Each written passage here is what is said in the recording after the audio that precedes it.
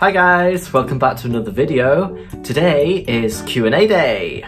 Thank you so much for all of those of you who sent questions in. I really appreciate them, and I'm sorry that I can't get through all of them, but I've basically gone through and I'm going to answer some of the most commonly asked questions.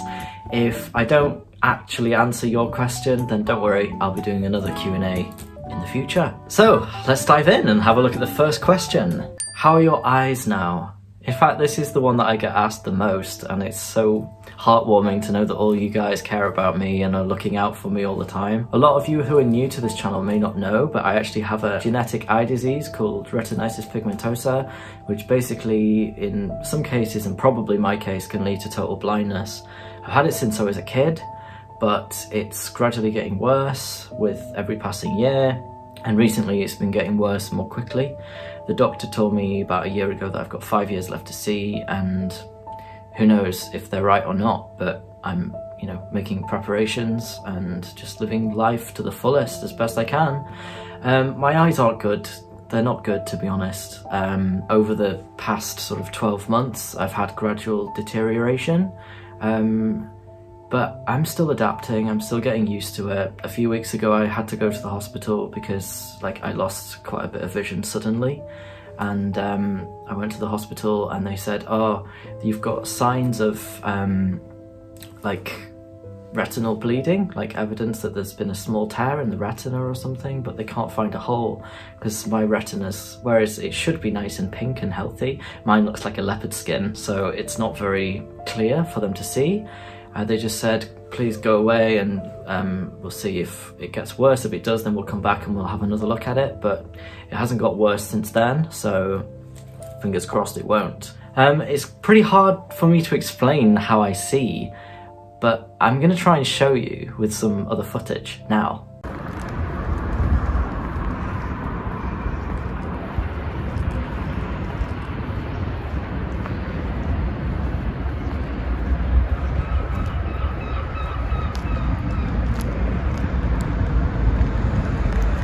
Okay, we're going in. Okay. Yeah, so you guys can usually see the whole picture, but now what you're seeing is kind of what I see when I look at someone from a similar distance. So it's like looking through a tunnel, right? But also I have these flashing lights at the side, which sometimes go in front of my face and obscure my vision as well. So as I'm walking around, I need to scan everywhere, and then everything I look at is kind of like a photograph, and my brain fills in the gap. So sometimes I think I've seen something, but I actually haven't. It's just my brain telling me that I've seen it, if that makes any sense. And that's how I get around. I get around through adaptation. I'm not actually seeing things. I'm kind of piecing bits of information together. So I tend to miss a lot, and that's why I carry a cane now, because I can't see the floor, and if there's something on the floor or there's a hole or something like that, I don't see it. So I tend to fall over and trip over a lot, or walk into people, or not avoid people if they're approaching me. So I carry the cane as a symbol, and also because it gives me tactile information from the floor, so I can not see where I'm going, but feel where I'm going, if that makes any sense at all. Why are you so interested in Chinese culture, and why did you come to China? Actually, it all started for me here in Liverpool, where I'm kind of stranded now because of this lockdown. I was studying music here, and one particular year, because the Liverpool University and XJTLU in Suzhou had done some collaboration, and there was an exchange program. So lots of Chinese exchange students suddenly appeared in Liverpool, and I was so fascinated by this. I'm naturally a very curious person, and I was wondering, where did these people come from? And I gradually sort of started integrating into the Chinese community, made more friends. They introduced me to KTV and some TV shows like 甄嬛传, 西游记, 武媚娘. Yes, I've watched all of that. And I just gradually started to become more and more curious with the more stories that they told me. So I decided that it was time for me to go and see China for myself. And I've kind of been going to and from China for a few years, and then I finally decided to live there for a bit and learn even more about Chinese culture. How did you contact Chinese music, and when did you fall in love with Chinese style music? Okay, so I first discovered Chinese music whilst I was at KTV in Liverpool with my friends. I'd sing songs like 爱我别走 and 相信你还在这里 天使的翅膀. That was the first Chinese song I ever learned. And I just really liked the difference in approach between Western music and Chinese music. Like, in terms of writing the melody, it was totally different. It was this whole new language. I was in the KTV bars and it was a whole new culture. It was like being in China, even though I was in Liverpool, and that really excited me. After I went to China, on my first trip, I was in Chengdu, and I heard pipa being played, like in the middle of a crowd for the first time.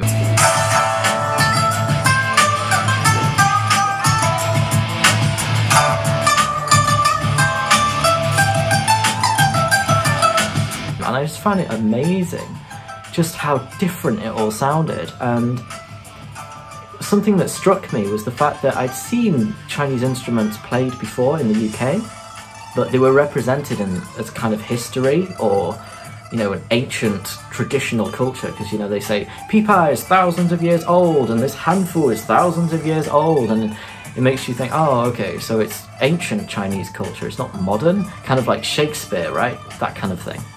But when I saw the pipa being played in Chengdu, I was like, wow, this is actually part of modern Chinese culture, and that made me so fascinated to learn more. And the more of these amazing sounds that I discovered, I just became more and more influenced by them and wanted to put them into my own music and share them with more and more Westerners who had also never heard these sounds before. What do your family and friends think about your music? Are they supportive? My family and friends are very supportive, although they've never been to China themselves, but they're very supportive and they watch all of my videos and they listen to all of my songs. In fact, in my Christmas vlog, you can see me on the TV because my parents were watching me on YouTube. They've been keeping an eye on everything that I've been doing. It's so weird watching yourself on the TV. How do you get ideas when you write a song, and how do you link Chinese and English so well? This is kind of a tough one, really. I mean, ideas just come from life, because I'm already programmed to be looking for ideas, thinking about what influences me. Do I link Chinese and English so well? Well, if you guys think so, then thank you very much. I just do my best. I think language is about painting pictures. Language is just describing life, right? So one person's way of thinking about life and another person's is different, but it does have similarities. So language, I see a song as painting a picture or telling a story. So as long as I can understand that painting and paint the picture in my own mind, or understand the story, then I can translate that into English and put it out there in a way that I know that English-speaking people will understand and connect with. Do I feel different when I write Chinese songs and English songs? Yeah, I mean, the approach is very different because I don't write my own Chinese lyrics, obviously. I can't write in traditional Chinese, right? It's very, very difficult for a Westerner to do that. So when I write English songs, I'm always writing lyrics and melody, and I have an idea of the production in my mind straight away. Whereas when I'm writing Chinese songs, I've already got the lyrics there, so the story's already planned out for me. So the first thing I need to do is really get to grips with that, really understand it, get it into my head. So I'm closing my eyes and I'm imagining myself in that scene, in that scenario, riding that horse or whatever I'm doing in the song, right? And then once I've absorbed that, then I can go on to turn that into music, turn that into sound. So that's a bit of a different feeling, because the English song, it's my story or a story that I'm writing myself, whereas when I write a Chinese song, I'm bringing a story that already exists to life. Do you know what I mean? So it's a kind of a different approach, which obviously gives me a different way of thinking, different way of writing music, because Chinese stories, Chinese lyrics are typically very abstract and very good at painting a picture, a very big picture, which I then have to bring down to earth and stuff. Whereas English songs, they're typically a lot more specific and detail orientated. So rather than choosing big wishy-washy terms that create this whole big picture, they tend to focus in on the small details. For instance, like hello, it's me, you know, the Adele song, hello, it's me. I was wondering if after all these years you'd like to meet. If you wrote that in Chinese, it would be terrible, right? It's just a conversation, but in English it works perfectly well. So yeah, I'm in a totally different mindset when I'm writing a Chinese song versus an English song. Do I have a favorite Chinese singer, and which song is my favorite from him or her? I don't really have favorite singers or favorite artists.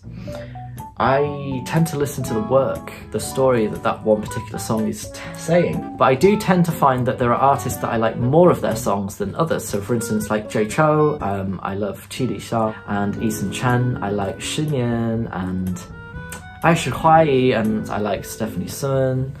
I like Hua Chenyu as well, I like him. I like a whole bunch of artists. Why can't I find your songs on music apps sometimes?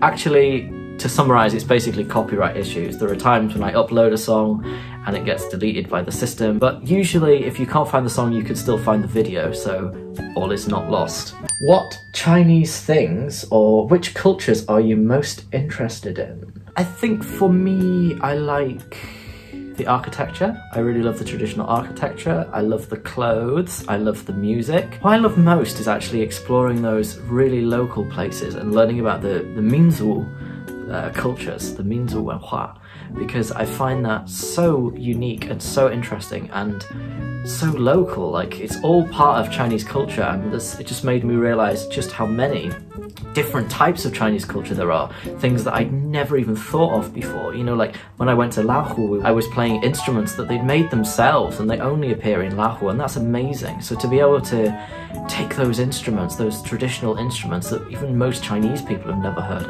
and put those into my music, that's fascinating to me. It's like a whole theme park of new sounds and stuff. So it's the traveling, it's the going to these new places, it's seeing the way they live, everything that goes with that, you know, the clothes, the instruments, the food, the way of life, everything is totally different, and that's what I love the most. Have you had any interesting experiences on your trip?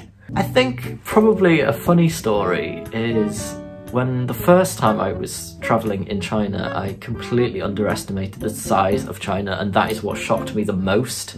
It's just how big everything is in China. And China itself, you know, the concept for me that you can travel for 4 or 5 hours by aeroplane and still be in the same country just completely blew my mind.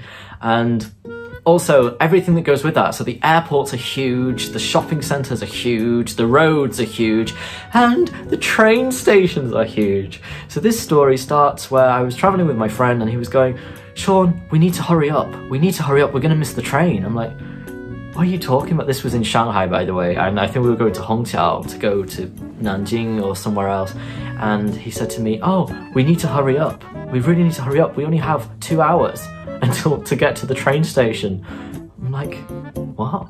The train leaves in 2 hours and we have to hurry up. What are you talking about? We've got loads of time. Oops. Yeah, so we almost missed the train, because what I didn't realise is actually what he meant was we need an hour on the subway, then we need half an hour to queue up and wait for a ticket, then we need to queue up to get back into the train station to actually get on the train. So actually 2 hours is not enough time and you probably need 3. Oh.